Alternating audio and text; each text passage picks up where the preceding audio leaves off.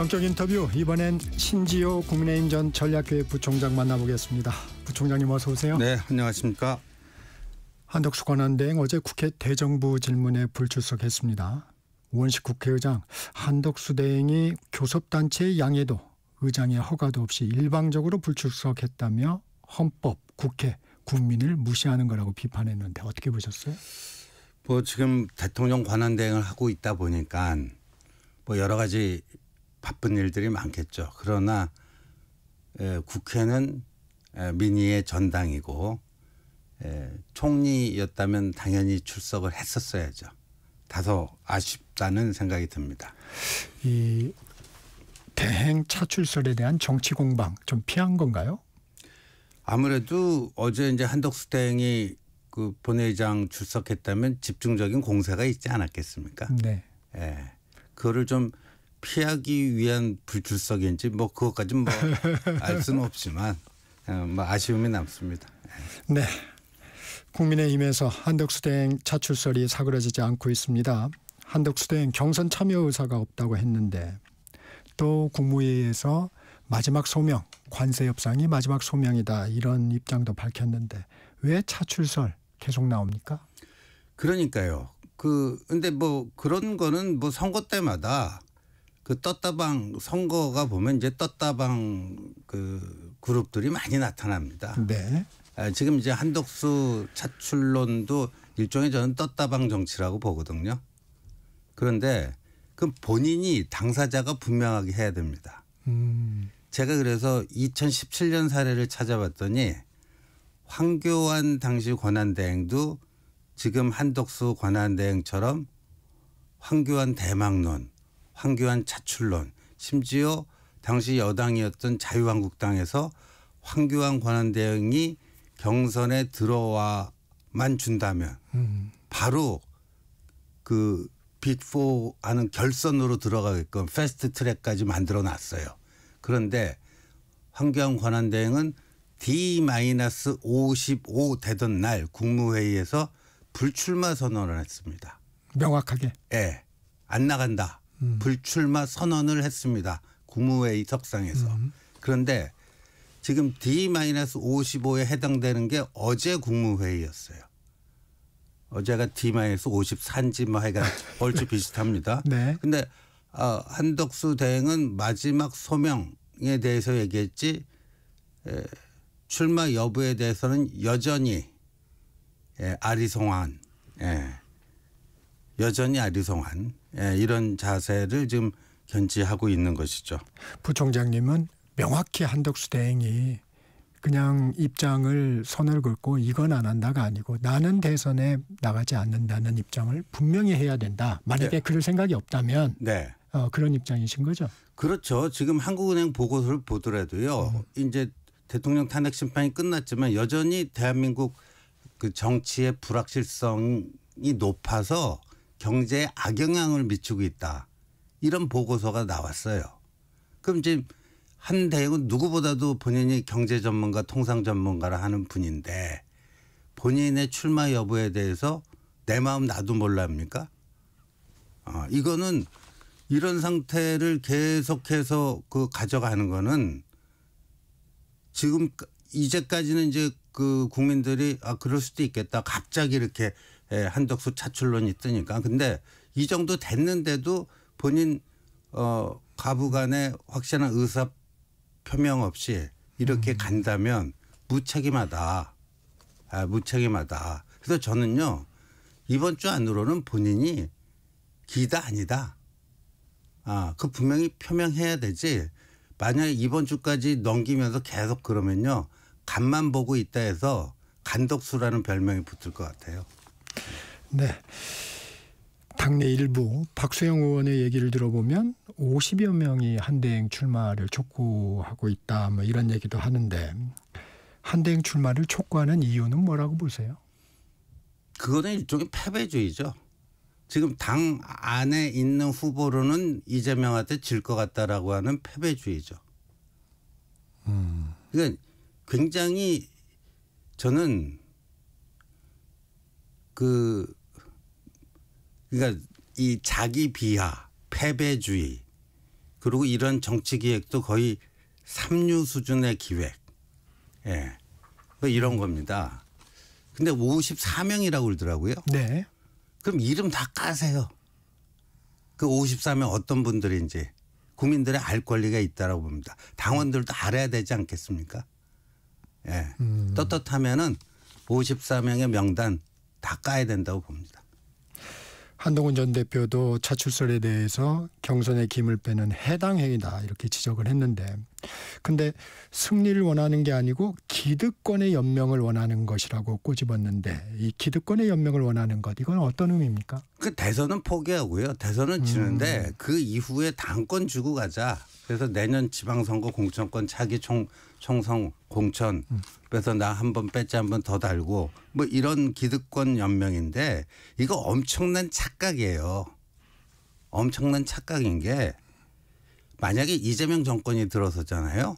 그 본인들이 당권 주면 아 그래도 내가 당권 주고 공천권 행사하고 제1야당 뭐 이렇게 핵심으로서 그래도 대접받고 뭐 정치 생활 할 수 있지 않겠는가 이런 착각을 하고 있는데 이 지금 민주당이요 내란 종식을 이번 6.3 조기 대선의 시대 정신이라고 네. 내걸고 있지 않습니까? 네. 그러면서 지금 하고 있는 게 내란 행위자 처벌 특별법 제정을 위한 무슨 천만인 서명 운동 같은 걸 한대요.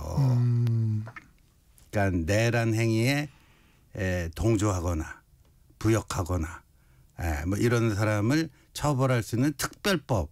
이게 딱 듣는 순간 제가 우리 해방정국에서 그 반민특위라는 게 있었잖아요. 그게 딱 생각이 나요. 그러니까 이게 피비린내 나는 그 처벌 뭐를 하겠다는 거죠. 그다음에 뭐 이제 이재명이 대통령 되면 거부권 행사라고 하는 장치도 이제 없어집니다.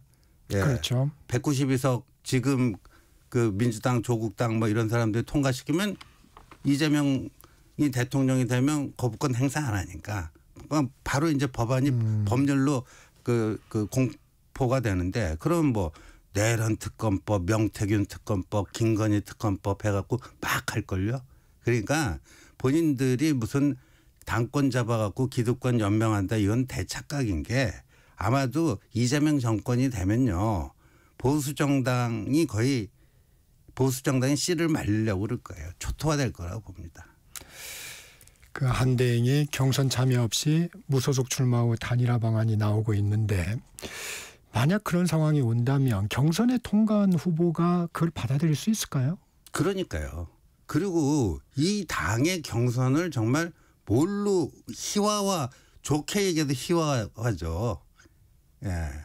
이거 그러니까 경선 지금 어떻게 하면 이 경선을 최대한 흥행을 시켜서 으쌰으쌰 해가지고 다들 길을 모아서 최종 후보를 딱 만들어냈을 때는 거의 이제 이재명과 근접한 수준까지 그 갖다 놓을 수 있을까? 머리 싸매고 그걸 해도 될똥말똥한 판에 이거는 그러니까 그 경선 흥행에 완전히 재뿌리는 거죠. 자해극이죠. 자해극. 일단 당 지도부도 조금 그런 부분에서는 경계하는 것 같습니다. 어떻습니까? 그 당 지도부가요 늦었어요. 그다음에 또 당 지도부의 일부 인사들은 그 한독수 차출론에 오히려 힘을 실는 그런 발언들도 하고요. 뭐 어제가 되니까 이제 권영세 비대위원장이 네. 뭐 한마디 했는데 늦었어요. 정치는 타이밍입니다. 부총장님, 최근 여론조사를 보면 민주당 이재명 후보와 국민의힘 경선 주자들 간의 양자 대결에서 격차가 많이 벌어집니다. 이는 좀 어떻게 해석하십니까? 지금으로서는 좀 불가피하다고 보고 그래서 국민의힘 경선 흥행이 그래서 중요하다는 얘기입니다. 정치라는 게 많은 사람들이 가능성의 예술이다 이렇게 정의를 합니다. 지금은 도저히 극복하기 힘든 격차로 보여지지만 그거를 극복해내는 게 바로 정치예요. 그게 저는 정치의 묘미라고 생각하고 그걸 위해서는 그래서 지금 경선 흥행이 굉장히 중요한데. 경선을 잘 하게 되면 나중에 1대1 구도가 되면 이게 회복될 수도 있다. 그런 그럼요. 희망을 가지고 계십니다. 예, 그럼요. 예. 그게 정석입니다. 예. 어제 홍준표 전 대구시장 출마 선언을 했습니다. 탄핵 반대가 계엄을 옹호하는 것은 아니다. 계엄 행위에 대한 사법적 판단과 별개로 우리가 만든 대통령을 내쫓는 탄핵 방식에 동의할 수 없었기 때문이다. 이런 말을 했는데 이건 좀 어떻게 보셨어요? 뭐 그렇게 충분히 얘기할 수가 있고 저도 뭐 그거는 뭐 저하고는 조금 생각이 다르지만 일리 있는 생각이라고 하는데 뭐 보는데 돌이켜 보면요. 한동훈 당시 대표도 바로 탄핵 소추하자가 안 그랬습니다. 질서 있는 퇴진하자고 그랬어요. 아, 그랬죠. 그래서 12월 7일 대통령 1차 담화 때는요. 이선 후퇴를 약속하면서 임기 단축 당에다 일임하겠다. 이렇게 그랬죠. 얘기를 했습니다. 그래서 당에서 임기 단축 TF까지 만들어져갖고 지금 사무총장하는 그 이양수 의원이 무슨 이란 만들고 했어요. 그리고 그 대통령께 제시를 했는데 이건 나 싫다. 이래 가지고 결국은 탄핵 소추라고 하는 그 길을 걷게 된 거죠. 어제 홍준표 전 대구시장 출정식에 현역 의원 17명이 참석을 했습니다. 친윤계가 많이 눈에 띄었는데 참석자의 면모는 좀 어떻게 보셨어요? 뭐 진짜 지지해서 오는 분들도 있고요. 네. 와서 그냥 그 뭐라 그럽니까 눈도장 찍고 가는 분들도 있고 여러 부류의 사람들이 있으니까 여기에 대해서 뭐라고 얘기하는 건 뭐 적절치 않을 것 같습니다. 17명 정도면 어떻게 봐야 됩니까? 한동훈 대표가 그 국회 저 분수대에서 할 때도 뭐 그 정도 17명인가 20명 정도 왔습니다. 예. 근데 네. 이제 한동훈 대표 때 온 사람들은 확실한 100%찐 한동훈 지지자인데 어제 온 분들은 지지자도 있고 뭐라 그래요? 품앗이라고 그래요? 여기도 와서 이렇게 뭐 국회의원 나 왔습니다. 뭐 이런 분들도 계시고 그런 것 같아요. 예. 이 경선 관련해서 조금 더 여쭤보겠습니다. 김문수 전 장관, 나경원 의원과 햄버거 회동도 했는데 당내 기반이 좀 부족하다고 평가받는 김 전 장관, 나 의원과 연대 가능성은 어떻게 보세요? 그건 뭐 두 분이 알아서 할 일인데 지금 뭐 어차피 4명 추리고 2명 추리고 네. 그다음에 마지막 1명 뽑고 그거 아닙니까? 그 단일화라고 하는 게 이런 식의 결선 투표가 없거나 그럴 때는 단일화가 의미가 있는데 뭐 이런 식으로 4명 2명 결선 투표까지 있는 데서 단일화라는 거는 내가 누구를 지지한다 이제 이렇게 얘기. 그럼 뭐 중도 사퇴하고 빠져야 되는데 그러려고 나온 것 같지는 않습니다. 두 분 다. 네. 국민의힘 경선에서 지금 윤심이 작용하고 있다고 보세요? 그 저기 이제 서초동으로 가신 윤 전 대통령께서 개입을 하려고 윤심을 이렇게 발신을 하는지 안 하는지는 전 잘 모르겠어요. 제가 뭐 확인한 바가 없고 여러 가지 뭐 얘기들은 돌아다니는데 그 제가 직접 확인하지 않은 얘기 여기서 하는 건 무책임할 것 같고요. 근데 분명한 거는 윤심을 활용해서 득표하는 사람들은 분명히 있습니다. 윤심 발의. 예. 윤 전 대통령이 윤심을 발신하는지는 모르겠으나 그 윤심 발의해서 표 얻으려고 하는 후보들은 분명히 있습니다. 오세훈 시장 불출마 배경은 어떻게 보세요? 뭐 여러 가지 원인이 있겠지만 최종적으로는 그 한덕수 한덕수 호출론 차출론 차출론이 뭐 결정적인 그 원인이 된 것 같습니다. 예. 이 오세훈 시장 불출마, 유승민 전 의원의 경선 불참, 국민의힘 경선 구도에는 좀 어떤 변화가 있을까요? 그러니까 이제 그 저희 한동훈 후보 입장에서는 결이 비슷한 정치적인 칼라 노선이 비슷한 그렇죠. 분들이었기 때문에 같이 뛰어줬으면은 아무래도 그 룸이 그런 낡은 보수가 아니고 정말 미래지향적 새로운 보수, 국민들을 그 민심의 중앙값에 수렴할 수 있는 그런 보수 그 룸이 그 공간이 좀 더 커질 수 있었는데 하는 아쉬움이 있죠. 근데 오히려 표는 좀 분산될 수 있지 않을까요? 그렇게 되면 또 그렇죠. 모든 게 일장일단이 있으니까. 그래서 그 아무래도 이제 한동훈 후보의 이제 과제는 그 두 분의 뜻을 잘 또 뭐 본인이 또 비슷한 생각이니까 거의 뭐 한 80~90% 비슷한 생각이니까 그분들의 그런 것들을 잘 좀 흡수를 해야 되지 않을까 싶습니다. 유승민 전 의원이 무소속이나 제3지대 출마 가능성을 검토하고 있다는 얘기가 들립니다. 어떻게 보고 계세요? 그건 뭐 유승민 전 의원이 판단하시는 문제인데, 근데 이제 제3지대라고 하는 것은 선거 때마다 항상 나옵니다. 특히 대선 때, 총선 때는 쉽지가 않는데 대선 때는 제3지대론이 한 번도 등장 안 한 적이 없습니다. 항상 나옵니다. 그러나 제3지대가 성공한 적은 없습니다. 일부에서 정성호 의원과 인터뷰했을 때와 비슷한 얘기를 하시네요. 아니 이건 제 의견이라기보다도 이제까지 그 역대 대선을 보면요, 항상 제3지대에서 뭘 해서 한번 해보자라는 움직임이 있었지만 한 번도 성공한 적이 없다라는 거죠. 유승민 전 의원도 여러 번 대선을 경험해 봤을 텐데 이런 생각을 일단 백지 상태에서 좀 검토를 하겠다, 뭐 이런 의미인 것 같습니다. 제3지대 관련해서 하나만 더 여쭤보면, 반 이재명 구도로 민주당의 경선 불참자 아니면 국민의힘의 경선 불참자 이런 분들이 연합할 수 있는 안, 뭐 이런 얘기도 조금은 나오더라고요.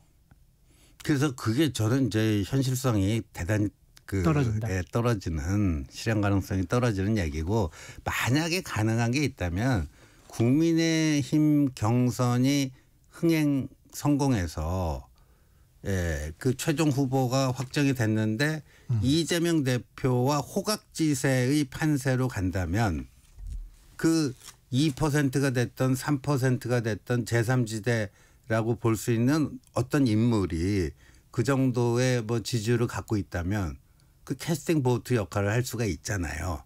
지난번 대선도 0.73% 차이였기 때문에.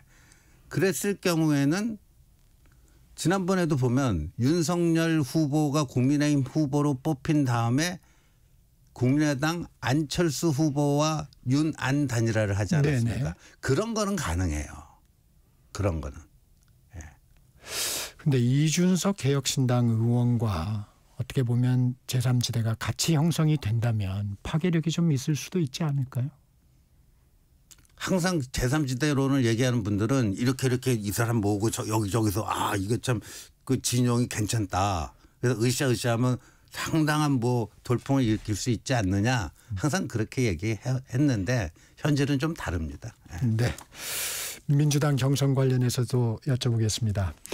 대선 경선룰이 확정이 됐습니다. 민주당. 경선룰에 반발하면서 김두관 전 의원은 경선에 불참하기로 결정을 했어요. 이 19대 20대 때 대선 때와의 다른 경선룰을 적용을 했는데 어떻게 보십니까? 그러니까요.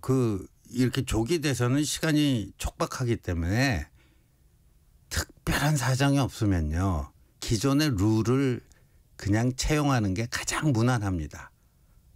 룰 세팅으로 인한 그 잡음도 최소화시킬 수 있고요. 그런데 그럼 2021년 그 이재명 대표가 그 당시에 민주당의 후보로 뽑혔던 룰 그대로 하면 됐었어요. 그때도 그 룰에서 뽑혔잖아요. 국민 선거인단인가. 그런데 그걸 안 하는 이유는 그 당시에 좀 1차, 2차, 3차 때 이낙연 후보에게 더블 스코어 이상으로 졌거든요. 네. 간당간당하게 뭐 이겨서 그 트라우마로 남아있을 수는 있는데 지금은 그때랑 다르잖아요. 뭐 압도적 일강 아닙니까?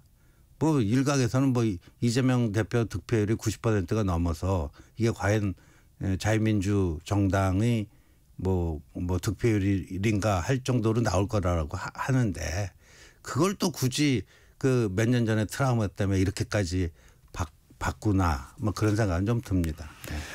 김동연 지사와 김경수 전 지사는 초반에는 좀 경선 룰에 반발을 했는데 왜 경선에 참여하기로 이런 부분을 받아들였을까요? 뭐 질지 알지만 그래도 뭔가 이게 족적을 남겨놔야지 다음 스텝이 나올 수 있다. 정치인들은 그럴 때 질 줄 알지만 또 선거에 뛰어들기도 합니다. 예. 그러니까 언젠가는 포스트 이재명 시대가 올 거 아니에요. 예. 그런 차원이다. 네. 그러면 이제 이재명, 김동연, 김경수 3파전으로 이제 윤곽이 드러나고 있는데 우리 부총장님이 보시기에 관전 포인트는 뭐예요? 이재명의 득표율이죠. 뭐. 득표율. 예, 전 90% 넘을 거라고 봐요. 예. 이재명 전 대표 출마 후 첫 일정으로 AI 기업을 찾았습니다. 전 국민 무료로 한국형 챗 GPT 사용 등 AI 기본 사회 구상도 밝혔는데 이 부분은 좀 어떻게 보셨어요? 그 AI에 대해서 조금 아는 척은 하는데 이분이 잘 모르는 것 같고 한국형 챗 GPT를 만들겠다. 말은 좋아요. 그런데 지금요 AI를 좀 아는 분들에게 조금만 얘기 들어보면요. 이게 미중 간의 딥시크 쇼크가 있지 않았습니까? 네. 과거에 그 소련이 그 저기를 먼저 위성을 먼저 탈착륙? 네, 달 착륙, 네, 스푸트니크 쇼크 이상의 쇼크라고 하는 게 이제 요번에 그 딥시크 쇼크 아닙니까? 그러니까 미중이 이제 이 AI 거의 전쟁을 벌이는 거예요. 전쟁을 벌이는데 그러니까 챗 GPT가 됐건 중국식의 딥시크가 됐던 그런 거를 우리가 한번 만들어 보자라는 거 말은 참 거룩하고 아름답습니다. 근데 과연 현실이 그렇게 될 수 있는가? 예, 좀 다른 얘기죠. 예. 거기에도 이제 기본사회 구상을 좀 넣는데 이재명 대표 어떻게 보면 트레이드 마크인가요? 기본사회? AI 기본사회. 그러니까요. 그게 AI에 대해서 좀 제대로 충분히 공부한 다음에 한국이 어차피 미중 간의 AI 패권 전쟁이 벌어졌기 때문에 이 블록화되어 있는 어느 쪽에 서야 됩니다. 미국 쪽에 쓰던 중국 쪽에 쓰던. 근데 우리가 중국 쪽에 쓸 수는 없잖아요. 그럼 미국 쪽에 서야 되는데 그러면 미국이 대장을 하는 그 AI 그 블록에 그 분업 체계 가치 사슬이 형성되지 않겠습니까? 그렇다면은 미국이나 중국이 하는 정도 챗 GPT 딥시크 정도의 이런 건 아니더라도 그 다음 그 먹이 사슬의 중요한 부분을 우리가 차지할 수 있도록 그거를 하는 게 정말 제대로 된 국가 전략이고 현실성이 있는 거죠. 이렇게 허황된 거 얘기하면 안 되는 거죠. 전 국민 25만 원 뭐 뿌리자보다도 더 무책임한 얘기예요, 이거는. 근데 참 혹하긴 한 것 같아요. 한국형 챗 GPT를 다 무료로 한다고 하면.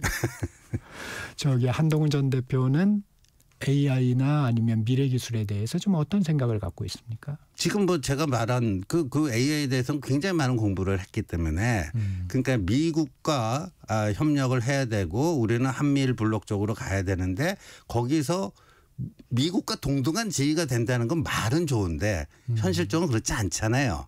예. 그렇다면 우리가 거기서 어떤 서열에 올라갈 것인가. 예. 그러니까 지금 그래서 많은 사람들이 이제 AI 그 G3 안에 들어가자. 네. G3라는 게 가능은 합니다. 얘기 들어보면 가능은 하지만 미국이 있고 그 다음에 그걸 추격하려는 중국이 있고 G3라 할지라도 한참 떨어져서 G3가 있는 거예요. 순번으로는 3등이지만 예.